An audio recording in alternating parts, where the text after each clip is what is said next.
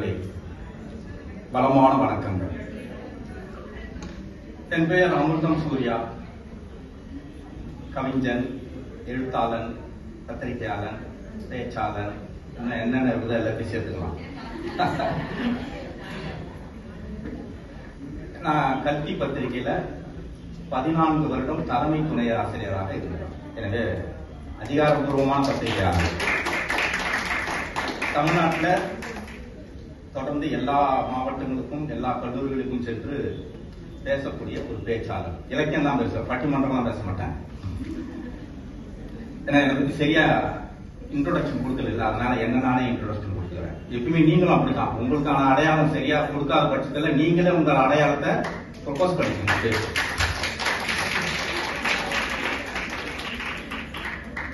நண்பர்களே, எனக்கான தலைப்பு இலக்கியத்தில் அறம். எனக்கு கரெக்டா அரை மணி நேரம்ன்றாங்களா? 4:30 மணிக்கு வந்து நிறுத்தம்னு சொல்லக்கூடாது. 4:13 தான் நம்மகிட்ட கொடுத்துருக்காங்க.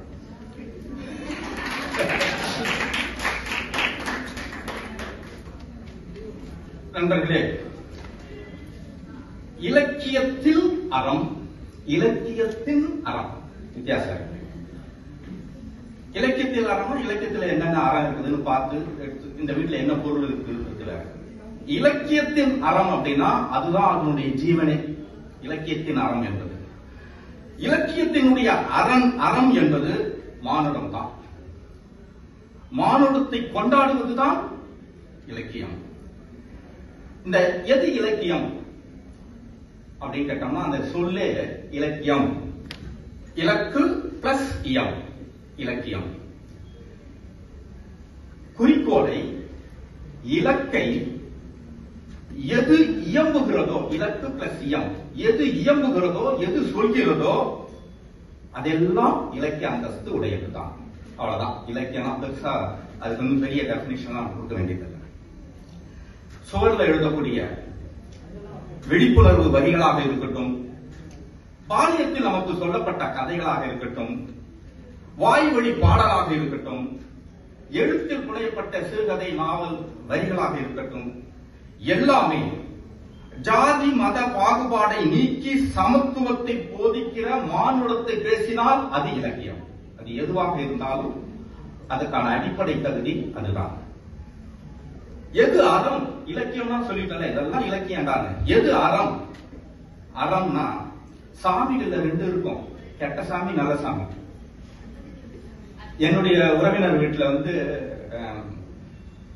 சிவன் கிட்ட வர்றதுக்கு முன்னாடி ரத்த காட்டி கும்பிடுவாங்க. அது துர்தேவதை, கெட்ட தேவதை. அப்போ சாமியில வந்து நல்ல சாமி, கெட்ட சாமி அப்படின்னு இருக்கு.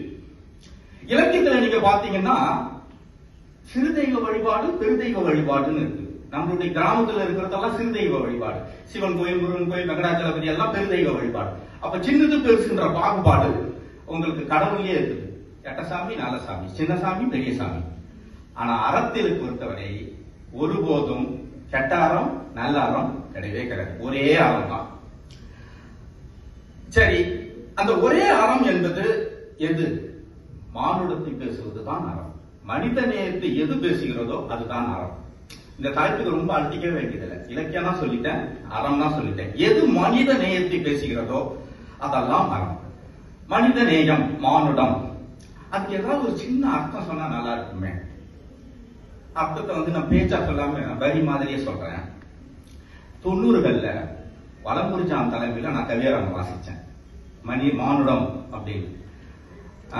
அதுக்கு எனக்கு கொடுத்த தலைப்பு வந்து நரைவிழா மானுடம், வயசாகாத மானுடம், நரைவிழா மானுடம். அப்போ அங்க நான் படிச்ச அந்த 4 வரி திருப்பி உங்ககிட்ட மானுடம் என்பதற்கான டெபினிஷனா சொல்றேன். வெடித்த நிலம் பார்த்து விண்ணுவதும், தண்ணி இல்லாம பூமி, வெடித்த நிலம் பார்த்து விண்ணுவதும், வேர் அருந்த மரம் பார்த்து வேதனைப்படுவதும், மரத்தை புடிங்கி போட்டான், வேர் அருந்த மரம் பார்த்து வேதனைப்படுவதும், கடித்து குதறவரும் அராஜக உருவங்களை அடித்து துரத்துவதும், கடித்து குதறவரும் அராஜக உருவங்களை அடித்து துரத்துவதும், நடிக்கின்ற உறவுக்கு நல்வாழ்த்து சொல்லுவதும்.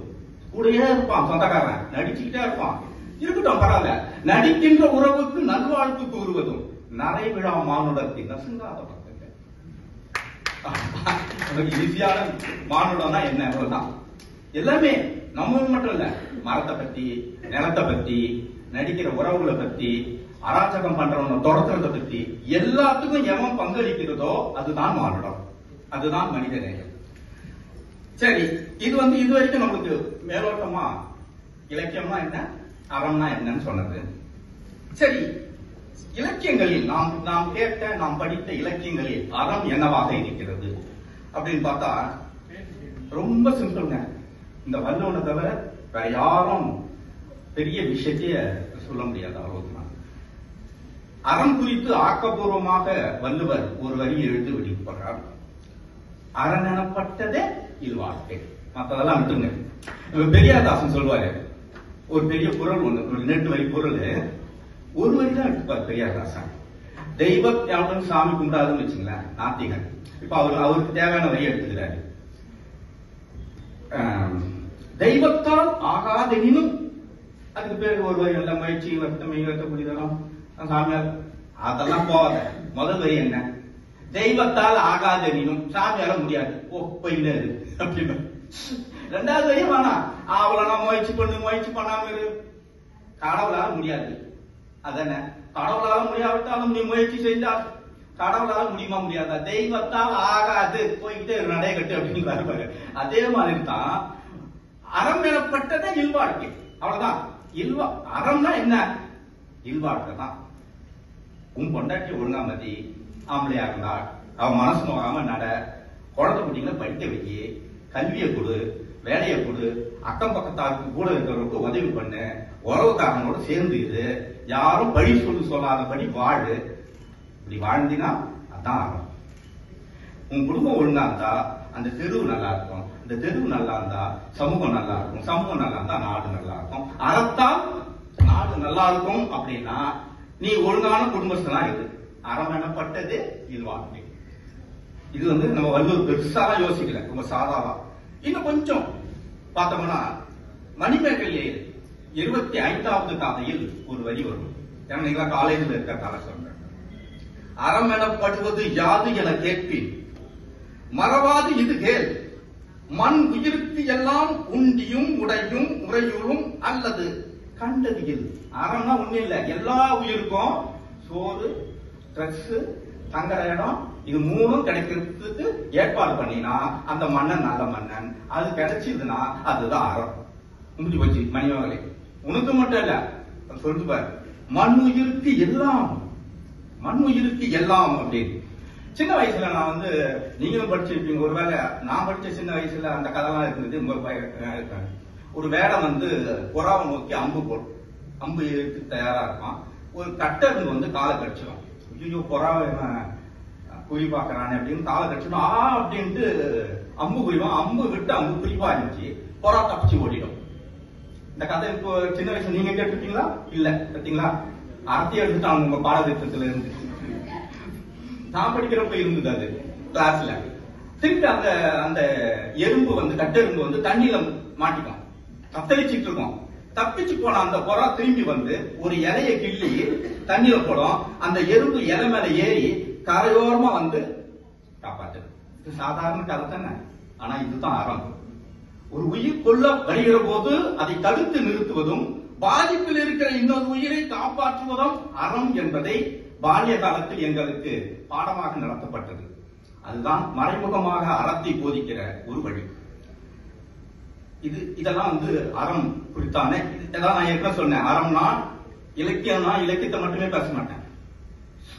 சோழர்ல பாக்குற காட்சியில இருந்து, கதையில இருந்து, பாட்டி சொல்றதுல இருந்து, நம்ம படிக்கிறது இருந்து எல்லாமே இலக்கிய அந்தஸ்து உள்ளதுன்னு அதனால தான் முதலே சொல்லிட்டேன். அப்ப இந்த பால்ய கதையை நாம் கேட்ட இந்த விஷயம் அறத்தை போதிக்கிற ஒரு கதை. சரி, ரொம்ப சிம்பிளுங்க. சிம்பிளா சொல்லியா அறுக்கிற, ரொம்ப சிம்பிளா சொல்றேன். நீங்க தொடர்ந்து விளம்பரம் பார்த்திருக்கீங்க டிவில. ஒரு சாக்லேட் விளம்பரம். எனக்கு தெரிஞ்சு அறத்துக்கான ஒரு டெபினிஷன் அதை தவிர வேற எதுவுமே இருக்க முடியாது.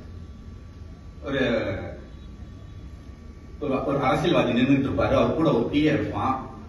ரொம்ப பதட்டமா பரபரப்பா இருப்பான். போன் அவர் பாக்கெட் வந்து எடுப்பாரு. பொண்ணு நம்பர் சொல்லியா அப்படின்வாரு. நம்பரை சொன்ன உடனே எனக்கு தெரியும் உங்க பொண்ணு பாஸ் ஆயிடுவான்னு அப்படின்னு வச்சுட்டு சந்தோஷமா பாக்கெட்ல இருந்து சாக்லேட் எடுத்து கொடுப்பாரு. அதுல வரி வரும் பாருங்க, எப்பொழுதாவது அடுத்தவங்க சந்தோஷத்தை கூட இருந்து கொண்டாடி பாருங்க. எப்போதாவது அடுத்தவங்க சந்தோஷத்தை கூட இருந்து கொண்டாடி பாருங்க. நல்லதை பாராட்டு, ஸ்வீட் எடுத்து கொண்டாடு. முடிஞ்சு போச்சு அறம். அவ்வளவுதான், சிம்பிள் அறம். நல்லதை பாராட்டு, ஸ்வீட் எடுத்து கொண்டாடு. அது விட்டு நல்ல விளம்பரத்துக்கு போயிடுது. நமக்கு தேவை அறம் என்றால் நல்லதை பாராட்டு. நான் வந்து நிறைய தோழிங்க, எனக்கு நிறைய தோழிகள் உண்டு, ஏகப்பட்ட தோழிகள் உண்டு. எல்லாருக்கும் அவங்க ஏதாவது ஆரம்பிக்கிறப்போ சுமாரா எழுதுனா, வா இதை படி, இந்த புக்கை படி, இதை பாரு, இதை மேற்கோள் பாரு, இதை ஏற்கனவே நீங்க எழுதி இருக்குது எப்படி பாருன்னு எழுத தூண்டுவேன். கொஞ்சம் சுமாரா எழுதுனா இன்னும் கொஞ்சம் அவங்களை டெவலப் பண்றதுக்கு பார்ப்பேன். அவங்களை புத்தகம் போட வைப்பேன். அவங்களுடைய முதல் புக்கம் வந்துச்சுன்னா அவங்க புக்கை பத்தி பேச வைப்பேன். அவங்களுடைய உணர்வு, அவங்களுடைய சந்தோஷம், துக்கத்தை எழுதுறதுக்கு பாடுபடுவேன்.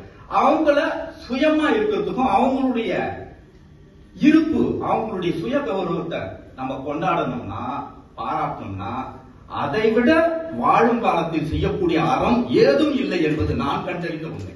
அவ்வளவுதான். இப்ப உங்களுக்கும் சொல்றேன், இது சப்ஜெக்ட் விடுங்க, இந்த அறம் சக்தி என்ன எப்போனாலும் பேசிக்கலாம். நீங்களும் டைரி எழுதுங்க.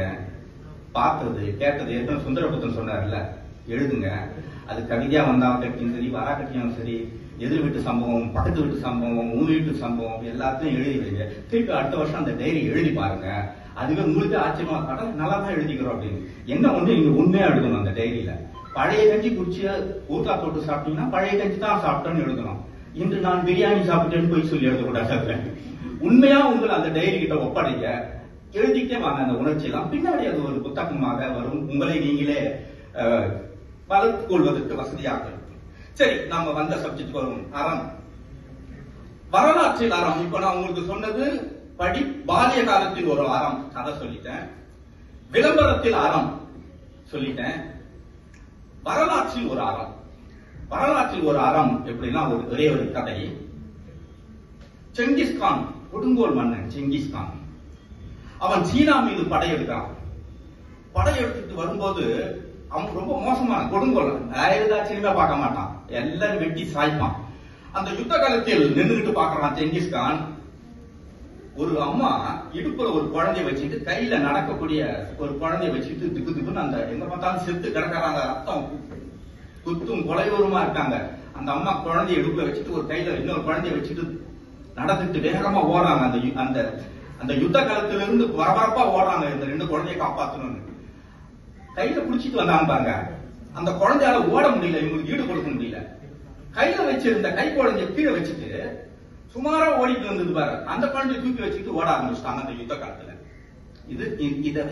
இந்த சீனை பாக்குறான் செங்கிஸ்கான். ரொம்ப அயோக்கிய பையன் பாக்குறான். பத்தியா, இந்த அம்மா குழந்தைய தடக்க வச்சுன்னு வந்தது, அது தூக்கி இடுப்புல வச்சுட்டு கையில இருந்த குழந்தைய, யார் குழந்தையோ அதை கீழே விட்டுட்டு அவளுடைய குழந்தைய மட்டும் காப்பாத்த போறான். எவ்வளவு சுயநலம் பாருன்னு அவன் கத்தி பாலோட எதுக்கு நில்லுன்றான் இந்த அம்மாட்ட. இது உனக்கு, நான் வந்து யுத்தம் பண்றேன், நான் வந்து யுத்தம் செய்யறேன், எனக்கு வந்து யுத்த விதி தான், ஆனா நீ செய்யறது சரியா அப்படின்னு கேட்டு, என்னன்னு உன் குழந்தைய விட்டுட்டு யார் வீட்டு குழந்தைய தூக்கி, உன் குழந்தைய காப்பாத்திட்டு இன்னொருத்தர் குழந்தைய விட்டுட்டு போறிய அப்படின்னு. அப்ப அந்த அம்மா சொல்றாங்க, என் குழந்தை கடவுள் கொடுத்தது, அதை அங்கேயே விட்டு விட்டேன். இது என் பக்கத்து வீட்டுக்காரி, என் தோழியினுடைய குழந்தை. அவள் இறக்கும் போது என்னிடம் வாக்கு கொடுத்திருந்தேன், இந்த குழந்தையை நான் காப்பாற்றுவதாக. நான் இப்பொழுது சுமந்து வந்திருப்பது என் தோழியின் குழந்தை. இது தர்மம் கொடுத்தது. கடவுள் கொடுத்ததை விட தர்மம் கொடுத்ததுதான் முக்கியம் அல்லவா என்று அவர் சொன்ன உடனே, அவ்வளவு கொடுங்கோல் மன்னர் இருக்கிறாள், அவ கடைசியா சொல்றான், கடவுளை விட தர்மம் தானே பெரியது, கடவுளை விட தர்மம் தானே பெரியது அப்படின்னு சொல்லும் போது, அந்த செங்கிஸ்கான் அவ்வளவு பெரிய கொடுங்கோல் மன்னன் சடார் என்று அந்த யுத்தத்தை நிறுத்துகிறான். இந்த நாட்டை, அறம் மிகுந்த தர்மம் உள்ள இந்த நாட்டை எந்த மன்னனாலும் வெல்ல முடியாது என்று அந்த யுத்தத்தை அப்படியே நிறுத்திவிட்டு வருகிறார். ஆக இது வரலாற்றில் இருக்கக்கூடிய அறம். ஆக படிப்பில் ஒரு அறம், விளம்பரத்தில் ஒரு அறம், கதை சொல்லலில் மூலமாக வரலாற்றில் இருந்த ஒரு அறம். நண்பர்களே, தமிழகமும் அறம் மிகுந்ததுதான். கடவுளை விட தர்மம் பெரிது என்று நம் தமிழக மக்களுக்கு தெரியும். நான் அரசியல் பேசவில்லை, அறம் குறித்து தான் பேசுகிறேன். இன்னொரு விஷயம், இதே மாதிரி உங்களை மாதிரி ஒரு பெண் கவிதாயினி 2ஆம் நூற்றாண்டுல ஔவையார். அறத்துக்கு அந்த அம்மா கொடுத்த டெபினிஷன் மாதிரி வேற விளக்கமா சிம்பிளா யாரும் கொடுத்திருக்கவே முடியாது.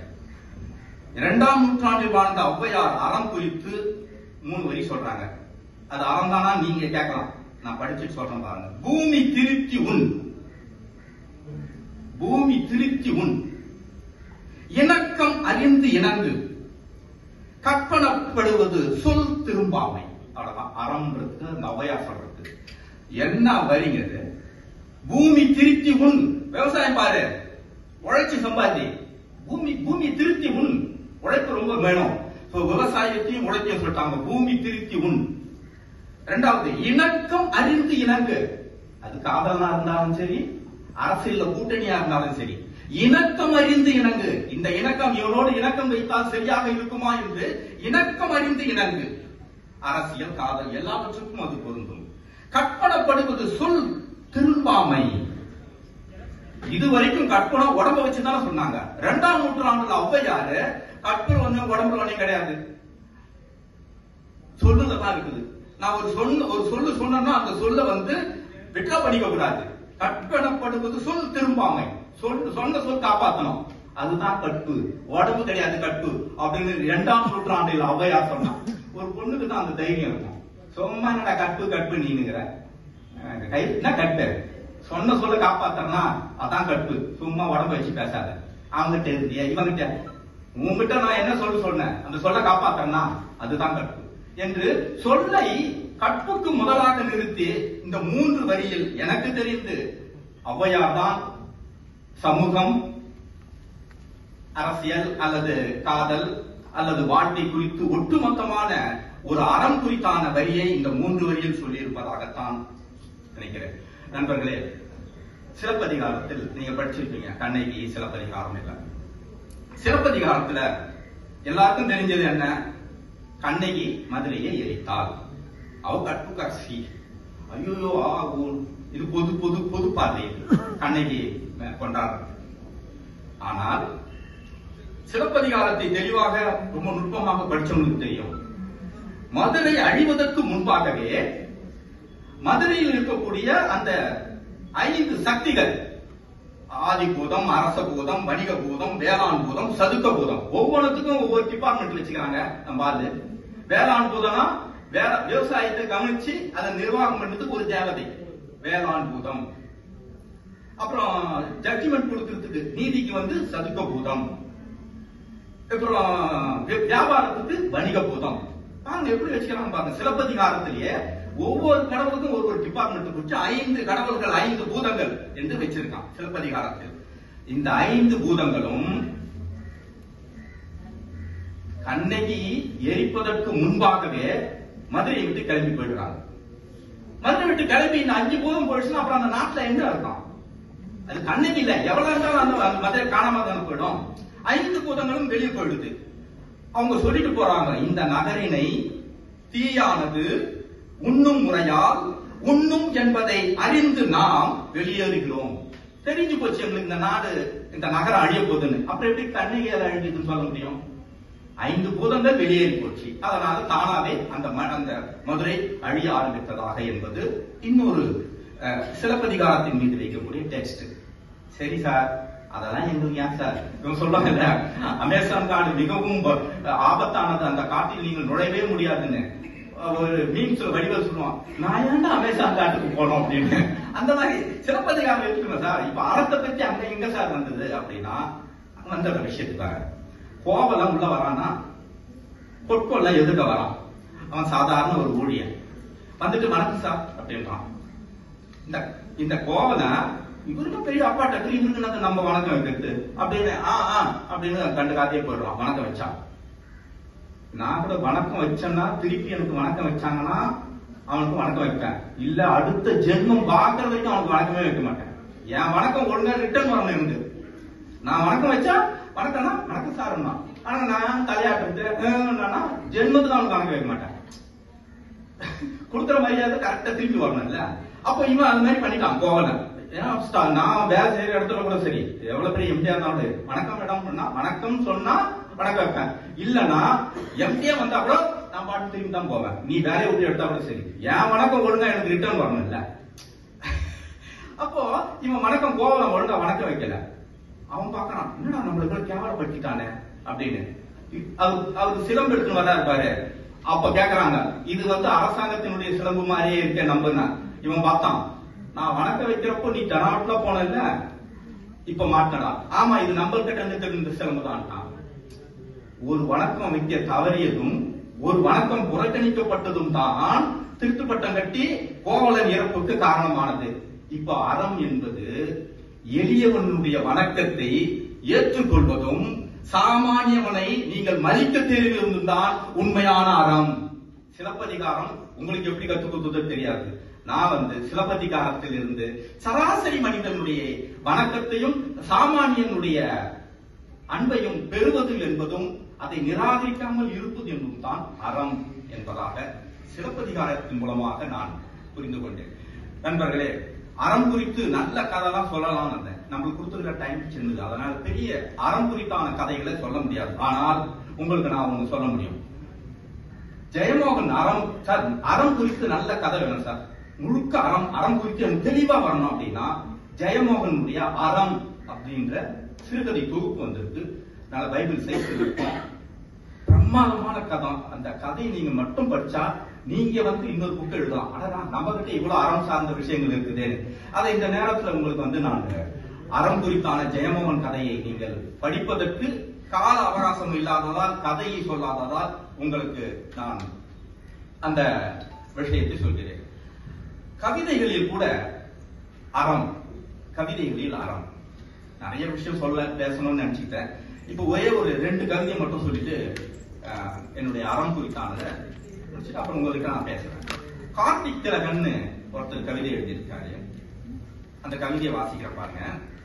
ஒரு மனிதனை நட்டு வைத்து தண்ணீர் ஊற்றினேன், ஒரு மனிதனை நட்டு வைத்து தண்ணீர் ஊற்றினேன், மரமாக கிளைத்து வளர்ந்து விட்டான் மனிதன், கனிகள் கொடுத்து செழித்திருந்தது அந்த மரம், கோடை தணலில் மா பசியோடு போய் மரத்தின் அடியில் நிற்கிறேன், தன் பழங்களை எல்லாம் எடுத்து எடுத்து மறைத்து வைத்துக் கொள்கிறது மரம். பிறகு கவனித்தேன், அதன் கிளை சிறையிலும் இலை சிறையிலும் மாட்டிக்கொண்டு பறவைகள் கதறுவதை. அடுத்தொரு நாள் அவ்வழி செல்கையில் சிவப்பு பாவாடை அணிந்து தனியே விளையாட வந்த ஒரு சிறுமியிடம் பளபளப்பான பழம் ஒன்றை நீட்டி இச்சையோடு கெஞ்சிக் கொண்டிருந்த அம்மரத்தை கண்டபோது முடிவெடுத்தேன். அன்று இரவுதான் அதன் வேர்களுக்கு இடையில் வெடிகுண்டை புதைத்து வெடிக்க செய்யலாம் என்று முடிவு செய்தேன். இது ஒரு இது டைட்டான, என்னடா இது மரம் வெடிக்க செய்யலாம். ஒரு மனிதன், இதோட மரம் என்பது ஒரு மனுஷன். அவன் நல்லா காய்க்கக்கூடிய வசதியானவன், அடுத்தவங்களுக்கு எதுவுமே கொடுக்காத ஒரு ஆளு. நான் கூட போய் கேட்டேன், எனக்கு கூட எதுவும் கொடுக்கல. பாவாடை அணிந்த ஒரு சிறுமி அந்த பக்கம் போறப்போ பழத்தை கொடுத்து, அதாவது விருப்பமான பொருளை கொடுத்து பாபான்னு கெஞ்சி அந்த பொண்ணை கூப்பிடுறான். ஏற்கனவே அந்த மரத்துல இந்த மாதிரி நிறைய கதறல்கள் கேட்டுக்கிட்டு இருக்கு. நீங்க பொள்ளாச்சி எல்லாம் நினைச்சு வச்சுக்கணும், பொள்ளாச்சி சம்பவங்கள் எல்லாம் அதுல நினைச்சுக்கிட்டோம். இப்போ பாக்குற அந்த மரத்தை, அதாவது அந்த மனிதனை, அடடா ஒரு சிறுமி பாவாடை சட்டையோடு வரக்கூடிய ஒரு சிறுமி ஒரு பழத்தை கொடுத்து இவன் ஏமாத்தான். இங்க பழம் எடுக்க விடாது, ஏன்னா மரம் இருப்பதாதான் காரணம். பாவாடை கொடுத்து விடலாம். மேல கதறல்லாம் கேட்குது, அந்த கிளையில், மரத்தினுடைய கிளையில் கதறல் கேட்கிறது. விடவே கூடாது. இந்த மரத்தினுடைய வேர்களில் வெடிகுண்டை வைப்பதை தவிர வேறு வழியே இல்லை. நீங்க நேரடியா அவனை கொள்ளு, சிறுமியை பாலியல் பலாத்காரம் செஞ்சாலும் அவனை விடாதீங்க, அவனை கொள்ளுங்க, கையை கால விட்டுங்க அப்படின்னு நம்ம எழுத முடியாது. அப்படி எழுதினா அது கவிதையாக. அப்ப கவிதையாவும் இருக்கணும், அந்த கோபத்தையும் சொல்லணும். அதுக்கு என்னடா பண்றதுன்னு வெளியோட விஷயம் சொல்லனா, அவன் ஒரு புனைவை கையாளுறான், மனிதனை மரமாக்குகிறான். அப்போ வேரின் அடியில் வெடிகுண்டு வை, அப்படியேப்பட்டவனை விடாதன்றான். இந்த கோபம் இருக்குல்ல, அந்த கோபம் தான் கவிதையில வெளியாகக்கூடிய அறம். இந்த அறமா? ஆமா, இது அறம் தான். இது இன்னொரு அரசியலை முன்னிட்டு அரசியலை பேசுறது அறமாகுமா? அரசியல் பேசுவதும் அறம் தான். அரசியல் ரெண்டு இருக்கு. கவிதைகளில் அரசியல் பேசுவது என்பது வேறு, கவிதையினுடைய அரசியல் என்பது வேறு. சரி, ஒரே ஒரு கவிதை. இப்ப நாடாளுமன்ற தேர்தல் வருது இல்லையா, அதை ஒட்டி ஒரு கவிதை எழுதுனா பிரச்சாரம் ஆயிடக்கூடாது. பிரச்சாரம் ஆயிடுச்சுன்னா அது கவிதை இல்லைன்னு சொல்லுவாங்க. அதே நேரத்தில் நம்மளுடைய அரசியலும் சொல்லியாங்க. இந்த ஒரு கவிதையை வாசிச்சுட்டு உங்ககிட்ட நான் பேசுறேன் பாருங்க. இது கவிதைக்காரன் இளங்கோவனுடைய ஒரு கவிதை. அவர்களுக்கு எதிரான ஒரு தீர்மானத்தை நிறைவேற்ற கால் வலிக்க நெடுநேரம் காத்திருக்க வேண்டியிருந்தது. ஓட்டு போறதுக்கு. இப்ப ஓட்டு போற சீன் நீங்க நினைச்சீங்க. அவர்களுக்கு எதிரான ஒரு தீர்மானத்தை நிறைவேற்ற கால் வலிக்க நெடுநேரம் காத்திருக்க வேண்டியிருந்தது. என் அடையாள அட்டை சரிபார்க்கப்பட்டது. என்னை நான் தான் என்று ஒரு முடிவுக்கு வந்தவர்கள் அனுமதிக்கு முன் பரிசோதனையிட்டார்கள். எனது ஆயுதத்தின் அளவோ அதன் நுட்பமோ தத்துவ சிக்கலோ அறிந்திராத அவர்களின் விளையாட்டை முடித்து வைக்க என் ஆயுதம் வச்சிருக்கிறான். என் ஆயுதத்தினுடைய அளவு, அதனுடைய நுட்பம், அதனுடைய தத்துவ சிக்கல் அறிந்திராத அவர்களுடைய விளையாட்டை முடித்து வைக்க நான் தொடங்கி வைத்தேன். அவர்களுக்கு எதிரான என் தீர்மானத்தை மிக சுலபமாக ஒரு பொத்தானை அழுத்த வேண்டும், அவ்வளவுதான். அவர்களுக்கு எதிராக ஒரு தீர்மானத்தை நிறைவேற்ற வேண்டும். என்னிடம் இருக்கிற ஒரே ஆயுதம் அந்த பொத்தானை அழுத்த வேண்டும், அவ்வளவுதான். நாடாளுமன்றம் வருகிறது அல்லவா, நீங்களும் அரசியல் பேச வேண்டாம் என்று ஒருபோதும் சொல்ல முடியாது. ஒன்று தெரிஞ்சீங்க, அரசியல் பேசக்கூடாது சார், காலேஜில் அரசியல் இருக்கக்கூடாது, அரசியல் மாணவர்களுக்கு தேவையில்லை. காலையில ஒரு கப்பு டீ குடிக்கிறீங்கன்னு வச்சுங்க. காலையில ஒரு கப்பு டீ குடிக்கிறீங்க. வெறும் டீ மட்டும் தானே இருக்கு. அதுல தேநீர் இருக்கு, சர்க்கரை இருக்கு, பால் இருக்கு. தேநீர், டீ தூள், டீ தொழிலாளிகள், அவங்களுடைய போராட்டம், அவங்களுடைய உழைப்பு. சர்க்கரை மூடிட்டு வர்ற சர்க்கரை ஆலைகள், அவங்க கேட்கிற மானியம், அவங்க கேட்கிற போராட்டம். பால், ஆவின் நிர்வாகம், ஆவினுடைய பால், ஆவின் வச்சிருக்கக்கூடியவங்களுடைய போராட்டம், அவங்களுடைய சம்பளம் எல்லாமே சேர்ந்து தான் ஒரு கப்பு டீயை நீங்க குடிக்கிறீங்க. ஒரு சிப் நீங்க டீயை குடிக்கும் போது ஒரு மிடல் அரசியலையும் சேர்த்து குடிக்கிறீர்கள் என்று அர்த்தம். ஆக அரசியல் எனக்கு வேணாம் சொல்ல முடியாது. ஆனால் கல்லூரியில் இருக்கும்போது நேரடியாக அரசியல் சொல்ல முடியாமல், அதே நேரத்தில் அரசியலை தொடாமலும் இருக்கக்கூடாது என்பதுதான் அறம். அதுவும் அறம்தான். எனவே எல்லா வகையான விஷயங்களும், இல்லறமும் அறம்தான், அரசியலும் அறம்தான், தன் கோபத்தை வெளிப்படுத்துவதும் அறம்தான், அடுத்தவனுக்காக துயரப்படுவதும் அறம்தான். எல்லாவற்றையும் செய்வதற்கு உங்களிடம் இருக்கிற ஒரே ஆயுதம் நீங்கள் எழுத வேண்டும் என்பதுதான். எப்படியாவது உங்களுடைய எழுத்தை கொண்டு வர வேண்டும். ஒரே ஒரு கதை மட்டும் சொல்லிட்டு இது சம்பந்தம் இல்லை, ஆனாலும் அறம் தான். ஆன் செக்ஷன் ஒரு அம்மா அமெரிக்கால இருந்தாங்க. 2-3 முறை அந்த அம்மாவுக்கு தற்கொலை உணர்வு வந்துருச்சு. ஏன்னா குடும்பத்துல பெரிய சிக்கல், அக்கம் பக்கத்துல சிக்கல், புருஷன் சரியில்லை, ஏகப்பட்ட தொல்லை. அவங்களுக்கு மனநிலையே சரியில்லை. அவங்க 2-3 முறை தற்கொலை பண்ண பிறகு அந்த அம்மாவை அழைச்சிக்கிட்டு ஹாஸ்பிட்டல்ல, மனநல ஹாஸ்பிட்டல்ல விடுறாங்க. அப்ப டாக்டருங்க ஒரு முடிவு பண்றாங்க, இந்த அம்மா கொஞ்சம் சுமாரா கவிதை எழுதுவாங்க. அப்போ இந்த அம்மாவுக்கு மாத்திரை மருந்தெல்லாம் கொடுக்க தேவையில்லை. ஒரு அறை, அந்த அறையில இந்த அம்மா வச்சிருவோம். கதவை திறந்த உடனே நல்லா காற்றோட்டமா வெளி உலகம் தெரியணும். பீச், எதிர்க்கு பீச் தெரியுது. கூட்டியெல்லாம் வைக்கல, எல்லா பக்கமும் திறந்த அறை. உள்ள ரோஜா செடிகள் முழுக்க ஒரு நோட்டு எழுதுறதுக்கு ஸ்கொயர் பேப்பர், தண்ணி, அவ்வளவுதான். அந்த அம்மா அமைதியா விட்டாங்க. அந்த அம்மா மனநலம் பாதிக்கப்பட்ட ஆரம்ப கட்டத்தில் இருக்கிறவங்க. அவங்க ஜன்னலை திறந்து பாக்குறாங்க, கடலை பாக்குறாங்க, ரோஜா பூ பாக்குறாங்க, உட்கார்றாங்க, பேப்பர் எடுத்து திருத்துறாங்க, திருப்பி கிரிச்சு போடுறாங்க, இப்படியே இருக்காங்க, தண்ணி குடிக்கிறாங்க. ஒரு கட்டத்துல எழுத ஆரம்பிக்கிறாங்க. இன்னொரு கட்டத்துல எழுத்து முழுக்க எழுத்துலயே கவனம் குவிஞ்சு எழுத ஆரம்பிக்கிறாங்க. எழுதுறாங்க. ஒரு கட்டத்தில் மருந்து மாத்திரை இல்லாமலே கவிதையை எழுதி எழுதி எழுதி மனநலத்தில் இருந்து அவர்கள் முன்னேறி வந்து விடுகிறார்கள். அமெரிக்காவில் அப்போதுதான் சொல்லி கண்டுபிடிக்கிறார்கள், எழுத்து ஒரு பெண் எழுத ஆரம்பித்தால், கவிதை எழுத ஆரம்பித்தால் அவள் அந்த மன அழுத்தத்தில் இருந்து மனநல சிக்கலில் இருந்து விடுவித்துக் கொள்வதற்கு கவிதை மிக சிறந்த மருந்து என்பதை அமெரிக்கா அப்போதுதான் கண்டுபிடிக்கிறது. நீங்க போய் பாருங்க அந்த அம்மா. அப்போ அந்த ஹாஸ்பிட்டல் இருக்கிறப்போ அந்த அம்மா எழுதின கவிதையினுடைய ஒரு 2 வரி, கோதுமை வயல் அன்பாய் இல்லாததால், கோதுமை வயல் அன்பாய் இல்லாததால் கிழவனின் பொய்களைப் போல அந்த காகங்கள் சட்டென பறந்து போகிறது என்று எழுதுகிறார். கோதுமை வயல் அன்பா இல்ல, முத்தி போல பிஞ்சா இருக்குது. வந்து காக்கா வந்து பாக்குது, கோதுமை வயல் அன்பா இல்ல. கிழவன் எப்படி போய் சொல்லுவான் கதையில, அந்த மாதிரி கோதுமை வயல் அன்பா இல்லாதால பறவை எல்லாம் பறந்து போயிடுது. என் லைஃப்ல டேய் நீ அன்பா இருந்தீன்னா நான் ஏன்டா இங்க வந்து மாட்டிட்டு இருக்க போறேன், நீ கொஞ்சம் ஒழுங்கா இருந்திருக்கலாம், என் மேல அன்பா இருந்திருக்கலாம் இல்ல, அன்பா இருந்திருந்தா இந்த காகை ஏன்டா பறந்து போக போகுது. கோதுமை வயல் அன்பா இல்லாதால் கிழவனின் பொய்களைப் போல சச்சென்று பறந்து போகிறது அந்த பறவைகள்.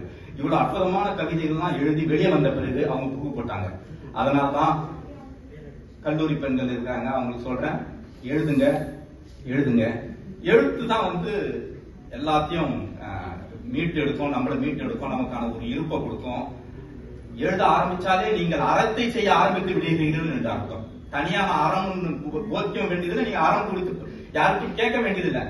உங்கள் வாழ்க்கையை, உங்கள் வழியை, உங்கள் துயரத்தை நீங்கள் எழுதி வெளியிட்டாலே நீங்கள் அறத்தை நோக்கி நகர்ந்து விடுகிறீர்கள் என்றுதான் அர்த்தம்.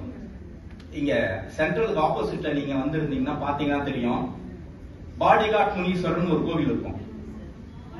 பாடிகாட் முனீஸ்வரர் புதுசா வண்டி வாங்குறவங்களும் அங்கதான் இருப்பான், பூஜை போடுவான், அப்பதான் ஆக்சிடென்ட் நடக்காது. அப்படி எங்க பார்த்தாலும் வரிசையா இருக்கும் வண்டி.